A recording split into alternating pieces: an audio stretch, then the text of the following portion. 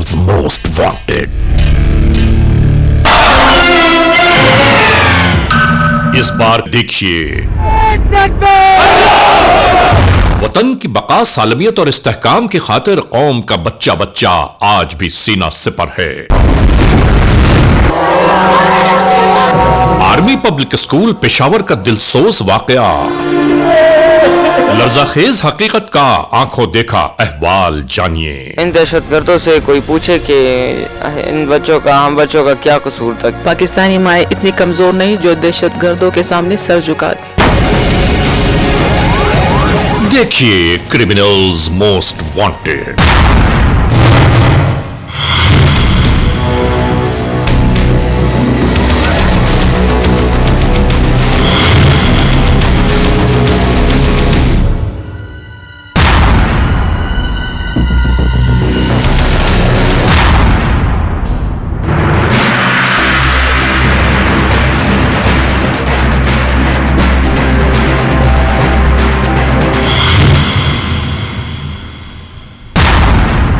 जुर्म की तारीख रविश पर दौड़ते हुए मुजरिमों की तलाश में क्रिमिनल्स मोस्ट वांटेड, कानून के निगहबानों और जराइम पेश अफराद की कशमकश के दरमियान रिकॉर्ड किए हुए प्रोग्राम क्रिमिनल्स मोस्ट वांटेड। नाजरीन, क्रिमिनल्स मोस्ट वांटेड के हर एपिसोड में हम यही तो कहते हैं कि हम इंसाफ और कानून की बालादस्ती चाहते हैं और सरकूबी चाहते हैं उन मुल्क दुश्मन अनासिर की कि कानून जिनके लिए महज एक मजाक है। इंसाफ और कानून की यही सरबलंदी हमारे इस प्रोग्राम का मरकजी ख्याल है कि जिसका नाम है क्रिमिनल्स मोस्ट वांटेड। तो आइए सबसे पहले हम हमेशा ही की तरह आपको ले जा रहे हैं अपने क्राइम स्टेटमेंट बोर्ड की जानिब, कि जहां आप देखेंगे कि इस हफ्ते पूरे मुल्क में सरजद होने वाले जराइम के आदाद और शुमार क्या रहे। सिटीजन पुलिस लजान कमेटी यानी CPLC और हमारी यकजा की गई तफसीलात के नाते इस हफ्ते पूरे मुल्क में सरजद होने वाले जराइम के आदाद और शुमार। व्हीकल थेफ्ट के नाते कार मोटरसाइकिल्स के चोरी या छीन लिए जाने के वाकयात इस बार हुए 1177। स्ट्रीट क्राइम यानी सरे राह जो लोग अक्सर महरूम हो जाते हैं अपने कैश, ज्वेलरी, लैपटॉप या खासतौर पर अपने सेलुलर फोन से, ये वाकयात इस बार रहे 924। किडनैपिंग फॉर रैंसम यानी अगवा बराए तावान की वारदातें इस बार रहीं 19। चोरी, डिकॉइटी या रॉबरी में लिखे गए केसेस, पूरे मुल्क से यकजा की जाने वाली तफसीलात के दोष पर ये वाकयात हैं 9191। नाज़रीन, आपने देखा सिटीजन पुलिस लजान कमेटी यानी CPLC और हमारी यकजा की गई तफसीलात के नाते इस हफ्ते पूरे मुल्क में सरजद होने वाले जराइम के आदाद और शुमार क्या रहे।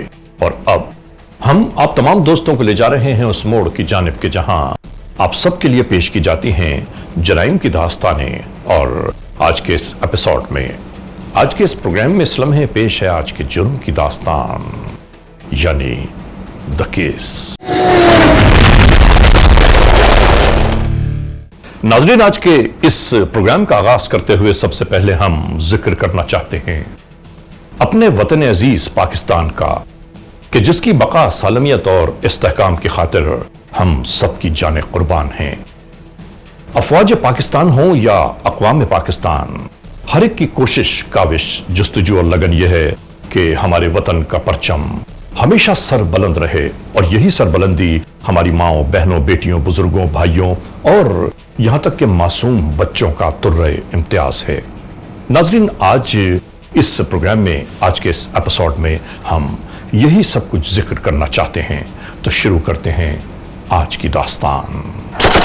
नाज़रीन, इस एपिसोड में हम जिक्र कर रहे हैं अपने वतन अजीज इस्लामी जमहूरिया पाकिस्तान जब से मौरिज़ वजूद में आया है उस दिन से लेकर आज तक, और नहीं मालूम कब तक ये दुश्मनों की आंखों में कांटे की तरह चुभता रहेगा, क्योंकि बर्र-ए-सगीर के मुसलमानों के लिए एक आजाद मुमलिकत के क़याम की जुस्तजू बाबाए कौम बानी पाकिस्तान हजरत कायद-ए-आज़म मोहम्मद अली जिन्नाह और उनके रुफ़क़ाए-कारों के अनथक मेहनत और लगन की बुनियाद है। दुनिया जाने मेरे वतन की शान, दुनिया जाने मेरे वतन की शान। ناظرین یاد رکھیے، پاکستان کے لیے جو سرزمین ہمیں حاصل ہوئی وہ ہم نے کسی سے خیرات میں نہیں لی، بلکہ آزادی کا خواب دیکھنے والی سینکڑوں ہزاروں ماؤں بہنوں بیٹیوں معصوم بچوں بزرگوں کے خون کے نذرانے دے کر یہ وطن حاصل ہوا ہے۔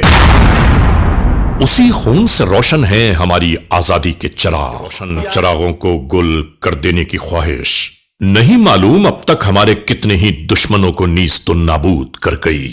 دشمنوں کا ہر حربہ ناکامیوں کے طوق کی مانند انہی کے گلے میں ڈال دیا گیا، اور وہ صرف اس لیے کہ ہم سب ایک خدا، ایک قرآن اور ایک نبی آخر الزمان صلی اللہ علیہ وآلہ وسلم کی ذات اقدس پر ایمان رکھتے ہیں۔ ناظرین یہی وجہ ہے کہ ہمارے دشمن نے ہمارے سبز ہلالی پرچم، ہماری سرزمین اور افواج پاکستان کو گزند پہنچانے کی خاطر ہمارے نہتے معصوم عوام کو مختلف بہانوں سے نشانہ بناتے رہے۔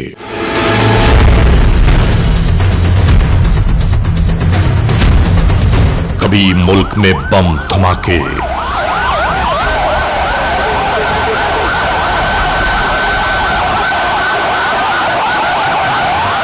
کبھی قومی تنصیبات پر حملے، کبھی دینی اور مذہبی رواداری کو برباد کر دینے کی سازشیں۔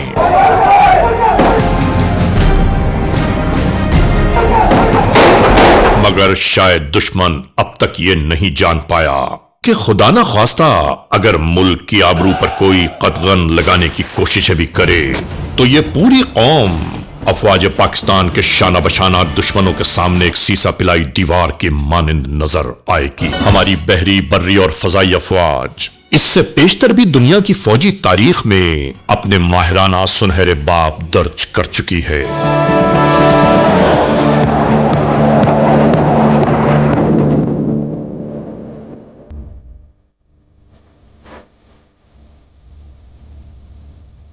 مگر وطن دشمن اس کے باوجود کسی نہ کسی بہانے اپنے اوچھے ہتھ کنڈوں سے باز نہیں آتے، یعنی جب سرحدوں پر موجود ہمارے دلیر، شجاع، نڈر اور بہادر پاسبانوں پر یہ سبقت نہیں لے جا سکتے، ناکام رہتے ہیں، تو وہاں قریب رہنے والے معصوم بچوں، عورتوں پر گولیاں برسانے لگتے ہیں۔ بلکہ ناظرین انتہا تو یہ بھی ہے کہ گزشتہ برس پشاور کے آرمی پبلک اسکول میں دہشت گردی کا جو المناک واقعہ سرزد ہوا، دنیا میں شاید جس کی تاریخ نہیں ملتی۔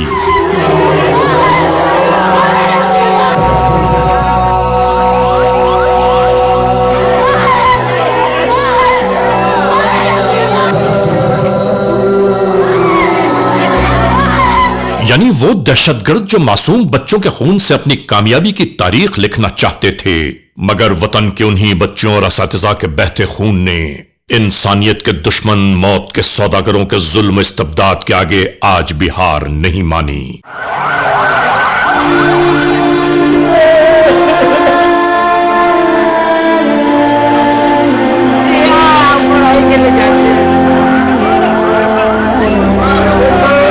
ہم آپ کو لیے جا رہے ہیں ایسے ہی ایک خاندان کی جانب کہ جس کی ایک اولاد اسی پشاور اٹیک میں شہید ہو گئی اور دوسرا بیٹا آج تک بستر ایذا پر پڑا ہے۔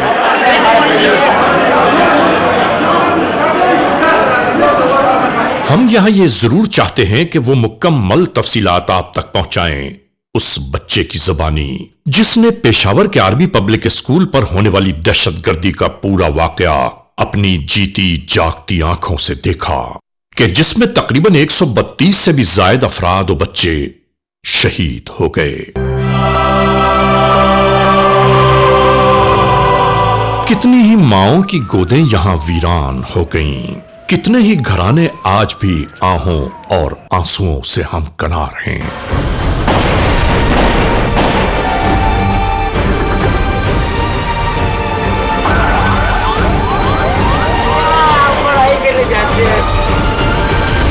ناظرین ہم یہی مکمل احوال جاننے کی خاطر برطانیہ جا پہنچے۔ Criminals Most Wanted۔ ناظرین یہاں ہم پشاور میں آرمی پبلک اسکول کے اٹیک کا ذکر کرتے ہوئے آپ تمام دوستوں کو اس جانب لے جا رہے ہیں کہ جہاں پر ایک ایسی فیملی بھی موجود ہے کہ جس کا ایک بیٹا شہید ہو گیا، دوسرا بیٹا بستر پر مہینوں سے پڑا ہے اور وہ پاکستان سے خاص طور سے علاج کی خاطر برطانیہ بھیجے گئے ہیں حکومت پاکستان کی جانب سے. ہم اور آپ جوائن کریں گے اگلے موڑ پر برطانیہ میں.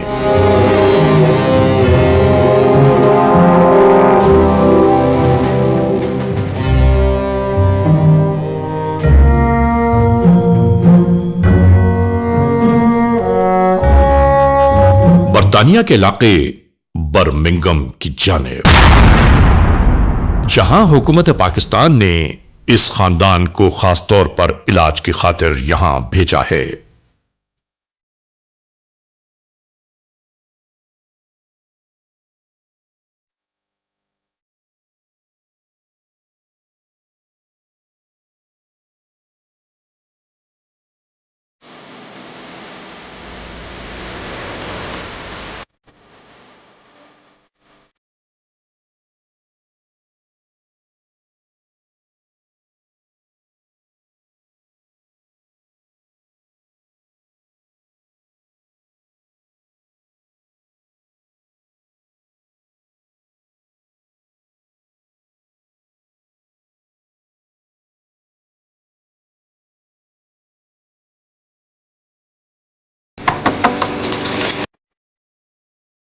یہاں اس گھرانے میں مایوسی، خوف و ہیبت کے بجائے ہمیں عزم عالی شان نظر آیا.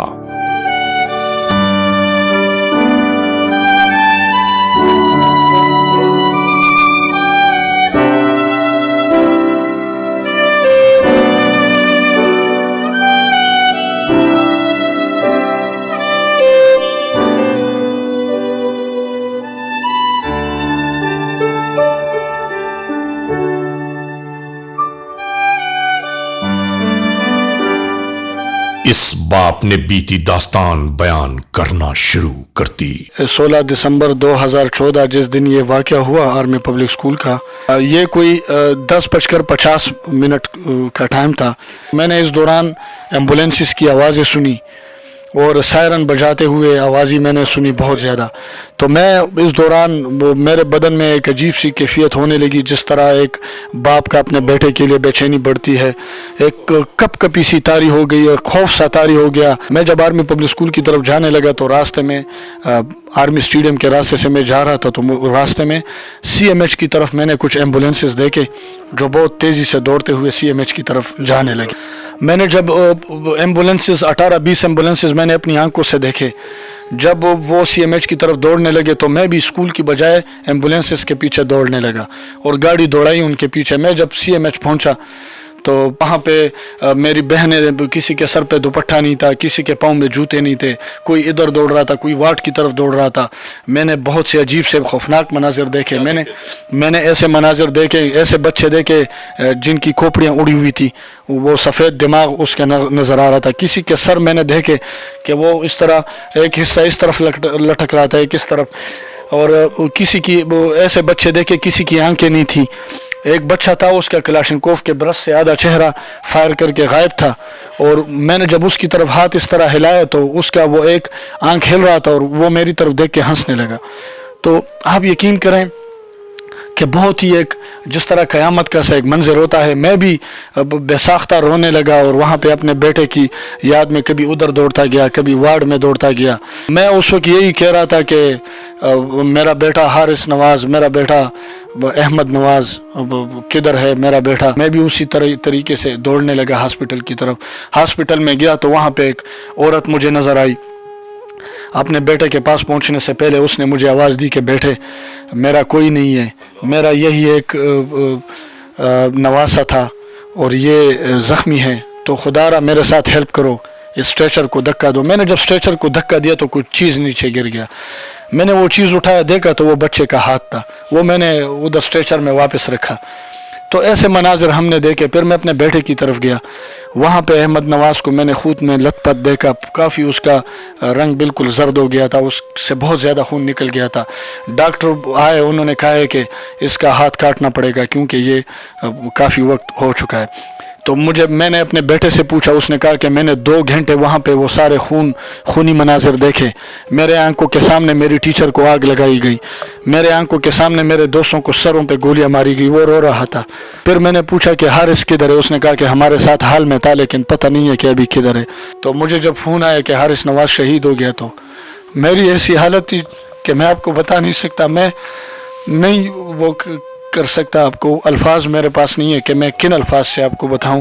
ایک باپ جب بھی آنکھیں بند کرتا ہوگا اس کے سامنے اس کا لخت جگر موجود نظر آتا ہوگا, اور جو اس دنیا میں نہیں ہے اور اس بچے کے ساتھ اور جو دوسرے آرمی پبلک اسکول کے بچے ہیں جو آج دنیا میں موجود نہیں ہیں, ہماری دعا ہے خدائے بزرگ و برتر سے کہ ان کے والدین کو صبر جمیل عطا فرمائے. اور خاص طور سے جنرل راحیل شریف صاحب سے میری گزارش, التماس, اپیل و درخواست یہ ہے کہ نواز اپنی فیملی کے ساتھ جو یہاں یو کے میں آئے ہیں, اور جب تک یہ مطمئن نہ ہو جائیں, ذہنی طور پر یہ مطمئن نہ ہو جائیں کہ بچے کا علاج جب تک مکمل نہ ہو, ہر صورت میں ان کے لیے وہ اہتمام, وہ انتظامات کروائے جائیں کہ یہ یہاں سے اپنے بچے کو اپنے ہاتھ پیروں پر چلتا ہوا خوشحالی کے ساتھ لے کر وطن عزیز پاکستان پہنچے. آئیے ناظرین, اس کے بعد ہم آپ کو لیے جاتے ہیں اس بچے کی جانب کہ جس کی آنکھوں نے وہ تمام مناظر دیکھے ہیں. Criminals most wanted. ناظرین, اس کے بعد ہم اس گھر کی اوپری منزل کی جانب روانہ ہو گئے, یعنی اس بچے کی جانب کہ جو کئی ماہ بیت جانے کے باوجود بستر سے اٹھ نہیں سکتا. احمد نواز بیٹا, کچھ یاد ہے کہ اس دن کیا ہوا تھا؟ اس دن ہم نارمل کی طرح اسکول گئے. اسی دن تو صبح ہم نے کھیلا اور اس کے بعد ہم کلاسوں میں چلے گئے. تو آڈیٹوریم میں آرمی کے ڈاکٹرز آئے ہوئے تھے, وہ ہمیں فرسٹ ایڈ پر کچھ بریفنگ دے رہے تھے. تو جب وہ بریفنگ شروع ہو رہی تھی تو تھوڑی دیر بعد جب پیچھے کے دروازے اچانک کھل گئے اور فائرنگ شروع ہو گئی. تو جیسی فائرنگ شروع ہو گئی, ان لوگوں نے جو لوگ کھڑے تھے ان سب کو مار دیا. پھر ہم لیٹ گئے اسی وقت زمین پہ چیئرز کے نیچے. وہ تقریباً 15 تھے اس طرح. تو وہ جیسے ہی اندر ہوئے تو بہت زیادہ تھے, تو ہم زمین پر اچانک لیٹ گئے. تو اس کے بعد انہوں نے جو کھڑے تھے ان کو مار کر وہ ہال کے درمیان میں آئے ہیں. دیکھنے کا ہے پشتوں میں کہ بچے سیڑھیوں کے نیچے چھپے ہوئے ہیں. دوسرے ساتھی کو کہا آپ نے کہ بچے سیٹوں کے نیچے چھپے ہوئے. جی. پھر تو اس کے بعد جب وہ تھوڑی دیر بعد جب میں نے دیکھا تو ہماری لائن میں ایک بندہ آیا. ہم تو لیٹے ہوئے تھے الٹا. تو ایک کو مارا ہے گولی, دوسرے کو مارا ہے, تیسرے کو, پھر چوتھا میرا نمبر تھا. میں تھوڑا سا اس طرح سائڈ پہ ہو گیا جیسے ہی گولی مار رہا تھا. تو مجھے ہاتھ پہ اسی وقت لگ گئی. تو پھر ہماری لائن میں سے جب وہ آدمی گزرا, میں نے خود کو مرا ہوا ثابت کیا نا, وہ شو کیا. تو میں خاموش تھا ان کے جانے تک. ہم کچھ بھی نہیں کہہ رہے تھے. لائن میں اور بھی بچے تھے, سب کو مار رہے تھے گولیاں اور سروں پہ مار رہے تھے. تو اس کے بعد جب وہ ہال سے نکلے تو ہم کوشش کر رہے تھے کہ ہم بھی نکل جائیں. تو جب میں نے دیکھا تو میرا ایک دوست بھاگ رہا تھا سٹیج کی طرف, تو وہ ٹھیک تھا. تو میں نے اس کو کہا کہ کہاں بھاگ رہا, تو اس نے کہا سٹیج کی طرف چلو. تو اس کے ساتھ میں سٹیج کی طرف گیا. میری ہاتھ میں گولی لگی ہوئی تھی. تو جب ہم سٹیج کی طرف گئے تو سٹیج کے اوپر ایک کمرہ ہے, ڈریسنگ روم. ہم سارے کو, ایک آرمی والا تھا پہلے سے جو حال میں تھا, وہ ڈاکٹرز کے ساتھ آیا ہوا تھا. وہ اور باقی ڈاکٹرز تو بھاگ گئے, نکل گئے میرے خیال سے. لیکن ایک تھا وہ کرسی کے نیچے سٹیج پہ چھپ گیا تھا. تو اس نے ہمیں اس کمرے میں بٹھایا اور خود ہی باہر نکل گیا. تو ہم اس کمرے میں بیٹھ گئے, تو بیٹھے تھے چھپے تھے. تو تھوڑی دیر بعد اس کمرے میں دوبارہ آ گئے وہی دہشت گرد. تو انہوں نے جب دیکھا ہے کہ یہاں تو ہم نے کسی کو نہیں مارا, ادھر یہ لوگ کہاں سے آ گئے, تو دوبارہ سے فائرنگ شروع کر دی اور فائرنگ کر رہے تھے کہ بس جس کو گولی لگی. پھر وہ چاہ رہے تھے کہ کوئی بھی نہ بچے اس روم میں, تو انہوں نے اس روم کی دیواریں جو تھی وہ لکڑی کی تھیں, اس سے آگ لگا دی. تو ہم دیواروں کے بہت نزدیک تھے, ہم بہت زیادہ بندے تھے, تو اس لیے آگ ہمارے بہت نزدیک آ رہی تھی.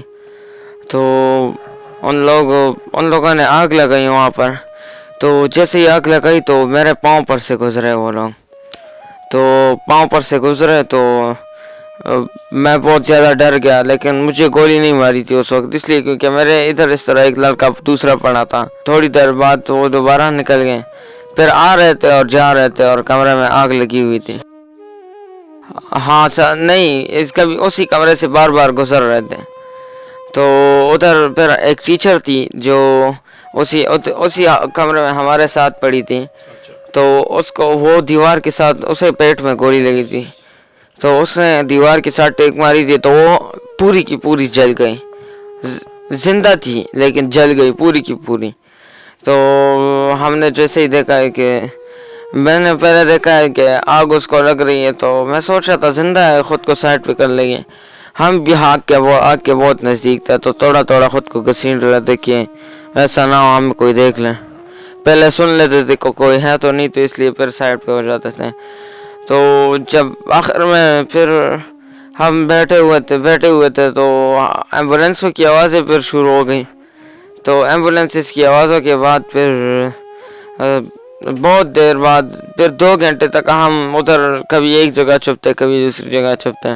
ہمیں پتہ ہی نہیں تھا کہ کیا ہو رہا ہے, کس طرح. اس طرح کبھی پہلے ہم نے سوچا بھی نہیں تھا اس طرح, تو اس لیے ہم بہت زیادہ حیران تھے کہ کیا کریں. میں جب ادھر آ رہا تھا ڈریسنگ روم کی طرف, تو میں نے کہا ہے کہ میرا بھائی یہاں پہ ہوگا, لیکن میرے دوست نے مجھے کہا ہے کہ بھائی کو چھوڑو ابھی, تم جلدی سے دوڑو کمرے تک, ورنہ ابھی اگر اندر دوبارہ آ گئے تو بس نہیں چھوڑیں گے تمہیں بھی. تو اس کے بعد پھر ہم چھپ آ کے پھر نکلے ہیں. تو پھر فوجی کے پاس ہم نے جیسے ہی دوڑا ہے, تو وہ ہمیں پکڑ کے دو بندے ایک بندے کو پکڑ کے ایمبولینس میں لے گئے. وہ ایمبولینسز میں جب نکل آئے تو ادھر LRH ہاسپٹل میں مجھے لائے نا, تو ادھر بہت زیادہ خراب حالت تھی. تو میں ادھر لاشوں کو دیکھ رہا تھا اور ان کو زخمی کو دوستوں کو, تو میں بہت حیران ہو رہا تھا کہ یہ کیا ہو رہا ہے. تو میں نے کسی سے موبائل لے کر ادھر فون کیا ابو کو کہ میں ادھر ہوں اس ہاسپٹل میں. تو اس نے کہا اچھا صحیح ہے. میں نے کہا تم حارث کا پتہ بھی لگا لو کہ وہ کدھر ہے, ادھر تو وہ نہیں ہے میرے خیال سے. تو اس نے کہا کہ اچھا صحیح ہے, یہ ہاسپٹل میں آ گیا ابو. تو ادھر سے پھر انہوں نے لوگوں کو بھیجا کہ اس کو ڈھونڈے حارث کو. تو CMH میں ڈھونڈا اور جگہ پہ ڈھونڈا, لیکن وہ نہیں ملا. پھر شام کو وہ ملا, لیکن انہوں نے مجھے نہیں بتایا, مجھے تو آپریشن کے لیے اندر کر دیا. تو پھر میرے آپریشن کے 14-15 دن بعد ان لوگوں نے مجھے پتہ چلا ہے کہ ایک دوست نے فون کیا کہ اس کے حارث کی وہ کیا, تو ہاں تو بس پھر مجھے پتہ چلا. سب سے پہلے میں علی رضا انکل کا بہت شکریہ ادا کرتا ہوں جو پاکستان سے ہمارے لیے یہاں پہ آئے ہماری آواز پہنچانے کے لیے. اور میں ابھی بھی دہشت گردوں سے یہ کہتا ہوں کہ اگر میرا ہاتھ زخمی ہے, میرے پاؤں زخمی ہے, لیکن میرے عزم کو کچھ نہیں ہوا. معزز خواتین و حضرات, آپ نے آرمی پبلک اسکول پشاور کے اس زندہ سلامت رہنے والے بچے کی گفتگو سنی ہے.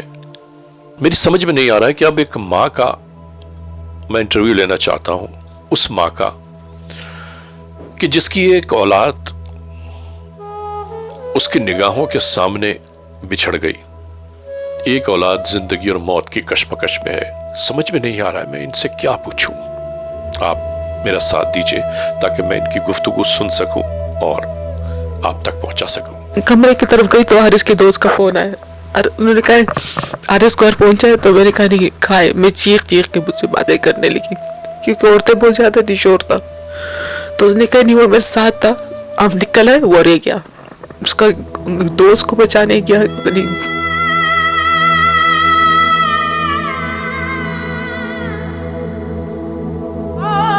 इतने में इसका फोन आया, इसने कहा है कि हारिस ने कौन सी घड़ी, हारिस ने काली घड़ी पहनी थी। मैंने कहा है कि मैं तो घर में नहीं थी, मुझे पता ही नहीं है। तो इसने कहा कि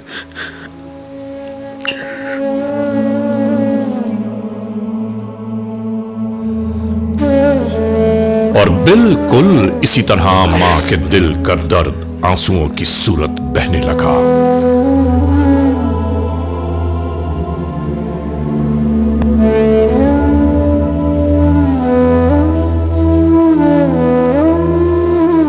फिर उन्होंने मेरा छोटा वाला बेटा मेरे पास आया, उन्होंने कहा कि नहीं अम्मी मैंने घड़ी दी थी काले रंग की पहनी हुई।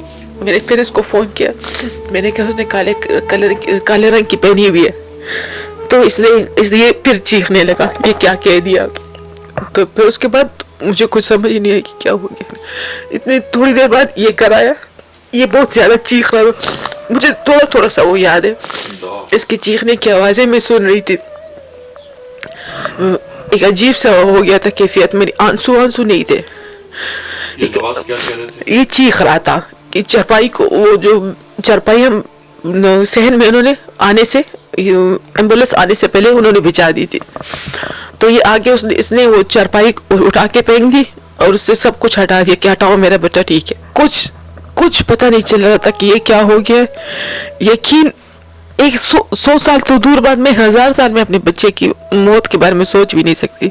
मेरे पास हर वक्त होता है, हर रात नहीं हर वक्त होता है मेरे पास, मेरी दुआओं में मेरे साथ हर वक्त। खासकर जब मैं अकेली होती हूँ तो उसी के साथ लगी रहती हूँ हमेशा याद। मैं इसको हॉस्पिटल में यहाँ छोड़ती हूँ, रास्ते में आती तो सारे रास्ते में हारिस होता और सारे हॉस्पिटल में इसके साथ होती थी। हारिस तो हमारे पास अब रहेगा, उसकी यादें, उसके 14 साल की यादें, मेरे 13 साल की यादें मेरे साथ। मैं जनरल राइल शरीफ से ये कहना चाहती हूँ कि मेरा एक बेटा शहीद हो गया और दूसरा बहुत बीमार है, बहुत तकलीफ में है। तो हमारी मदद करें। पाकिस्तान की माओ को क्या पैगाम देंगे? अगर हम सब डर जाएंगे तो पाकिस्तान की हिफाजत कौन करेगा? पाकिस्तानी माएँ इतनी कमजोर नहीं जो दहशतगर्दों के सामने सर झुका दे। हम वक्त के दुश्मनों से आज भी यही कहना चाहते हैं कि कितने ही रंग बदल कर, कितने ही रूप धार कर अपनी वहशियाना कार्रवाइयां करने के बावजूद पाकिस्तान के बाहिम्मत और हौसलामंद बच्चों तक को सरनिगूं नहीं कर सकते कि यही हमारे सब्ज हिलाली परचम और पाकिस्तानी कौम का पैगाम। अज़ीज़, आपने देखा आज के इस एपिसोड में इस मुकम्मल दास्तान का अहवाल।